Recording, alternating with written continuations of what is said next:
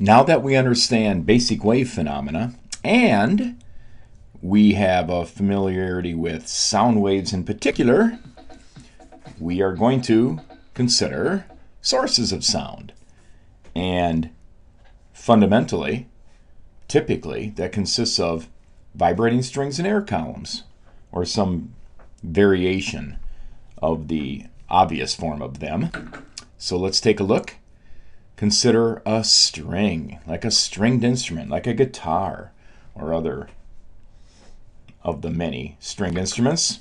They make standing waves. Standing waves are produced, and those vibrations result in longitudinal pressure waves in the air, which are interpreted as sound to us, of course. Pitch determined by the lowest resonant frequency. So if we have a string and we flick it like on a guitar, the lowest resonant frequency is the one where the fundamental standing wave is produced. And you're familiar with that too. So it's called the fundamental. It makes one antinodal loop on the string with nodes at both ends. Then, in addition to that, if we have higher frequency resonances, it's basically just producing standing waves at higher frequencies, namely having more antinodal loops. So higher frequency standing waves are called overtones or harmonics, and they are just the subsequent standing waves produced on the string. So fundamental is also called, the fundamental is called the first harmonic, and it looks like this. So you're familiar with this already.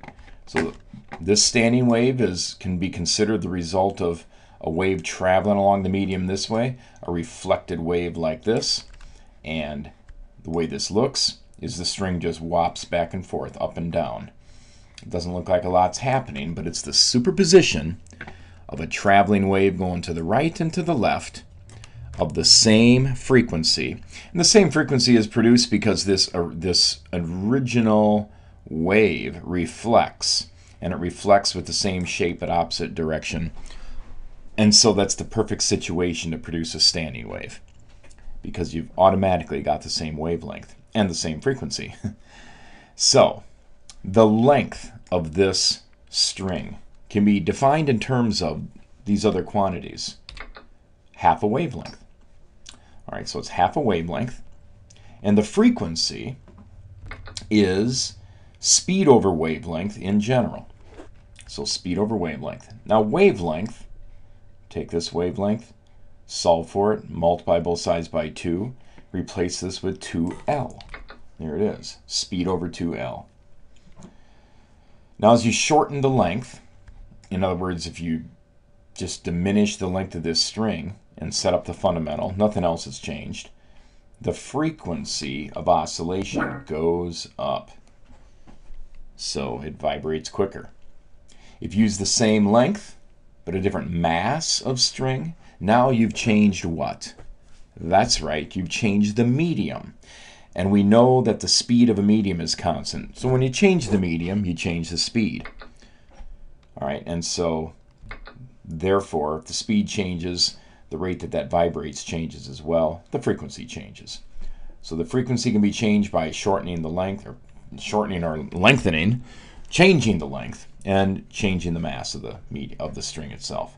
A big thick string will tend to travel slower. The medium velocity is slower. That's why on a guitar you got the big heavy strings for the lower notes and the thinner strings for the higher notes, because on the thinner strings the velocity is faster.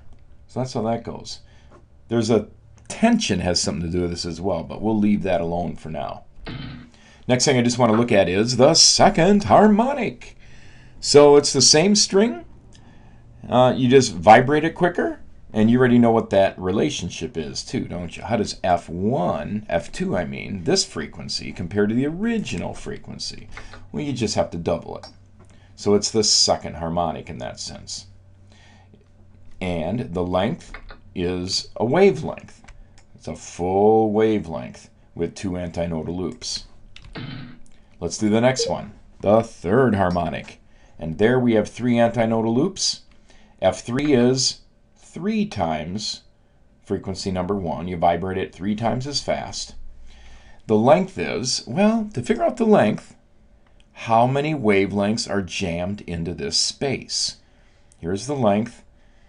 How many waves are in there? Well, there's a half, there's 1, there's 1 1/2. So it's 3 halves. It's pretty simple, isn't it?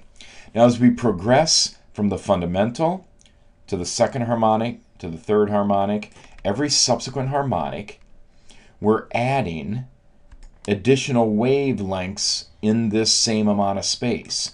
Specifically, how much? Well, specifically, we're adding, from here to here, we added a half a wavelength, half to a full to 3 halves. So each harmonic is adding a half more wavelength to the same string. It means the wavelength is getting shorter, right? And so every harmonic is a half a wavelength more than the previous harmonic. So that's the basics for a vibrating string, at least for now. And next, we want to consider tubes. And we'll find out they're very similar to strings, but a little different.